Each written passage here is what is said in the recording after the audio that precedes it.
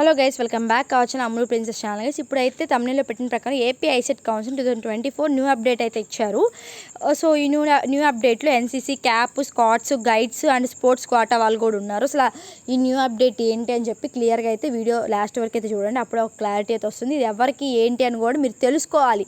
ఎందుకంటే కంగారు పడిపోతారు ఫస్ట్ మీరు.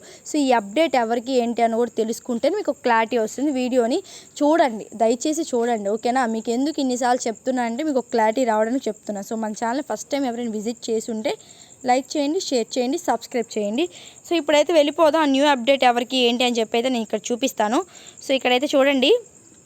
So attention to the candidates claiming admissions under PH cap, NCC, scouts and guides and sports quota, ఓకేనా. దీని మీద క్లిక్ చేయగానే మనకైతే ఒకటి డౌన్లోడ్ అయిపోతుంది.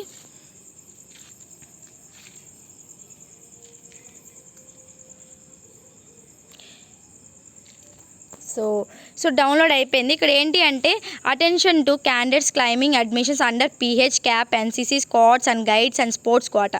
సో వీళ్ళు ఓవరాల్గా ఇక్కడ ఏం చెప్తున్నారంటే, నేను ఆల్రెడీ చదివేసి ఒక క్లారిటీకి అయితే వచ్చేసాను. వీళ్ళు ఏం చెప్తున్నారంటే, ఇంకా మీరైతే ఏదైతే వెరిఫికేషన్ చేసుకోవడానికి ఆంధ్ర లయోలా కాలేజ్కి వెళ్ళారో ఇంకా ఆ సర్టిఫికేట్స్ అనేవి వెరిఫికేషన్ అయితే అండర్ ప్రాసెస్లోనే ఉన్నాయి. ఇంకా వాళ్ళు వెరిఫికేషన్ అనేది అవ్వలేదు. సో మీరు వీళ్ళు ఏం చెప్తున్నారంటే, ఈ ఫస్ట్ కౌన్సిలింగ్ అయితే మీకైతే స్పోర్ట్స్ కోటా కానీ ఇలాంటివి ఏమి స్పెషల్ కేటగిరీస్ ఉండే కోటా అయితే రాదు అని చెప్తున్నారు. సో మీరైతే ఇప్పుడు జనరల్ కేటగిరీలో అయితే మీరు వెబ్ ఆప్షన్స్ అనేవి పెట్టుకోవాలి. జనరల్ కేటగిరీలోనే వీళ్ళు ఇస్తామని చెప్పి చెప్తున్నారు. సో ఈ రిజర్వేషన్ అనేది మీకు ఫస్ట్ కౌన్సిలింగ్కి అయితే అప్లికబుల్ కాదు.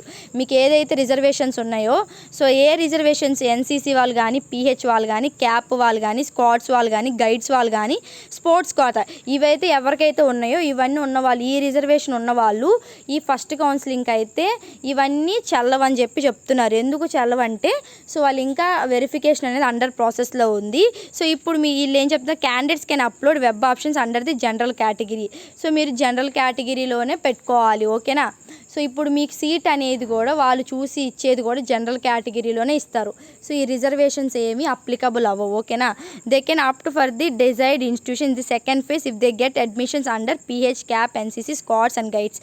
మీకు దీంట్లో మీ వెరిఫికేషన్ సక్సెస్ అయ్యి మీకు ఎస్ వచ్చిన తర్వాత మీరైతే సెకండ్ కౌన్సిలింగ్లో అయితే ఈ స్పెషల్ కేటగిరీ కింద అయితే మీరైతే వెబ్ ఆప్షన్స్ పెట్టుకోవచ్చు అని చెప్తున్నారు. ఫస్ట్ కౌన్సిలింగ్కి అయితే ఈ స్పెషల్ కేటగిరీస్ అనేవి అప్లికబుల్ కావు.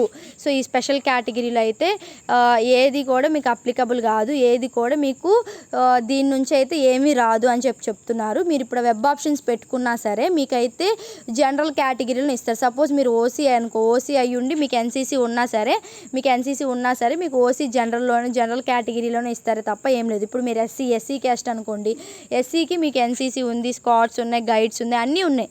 కానీ ఇప్పుడు ఈ స్పోర్ట్స్ ఉన్నా కూడా సరే నీకు ఏ స్పెషల్ రిజర్వేషన్ అనేది రాదు, ఓకేనా. ఓన్లీ నీ క్యాస్ట్ రిజర్వేషన్ ఒకటి వస్తుంది అంతే. ఈ స్పోర్ట్స్ రిజర్వేషన్ రాదు, ఓన్లీ క్యాస్ట్ రిజర్వేషన్ మాత్రం వస్తుంది. జనరల్ కేటగిరీలో ఇస్తామని చెప్తున్నారు, ఓకేనా.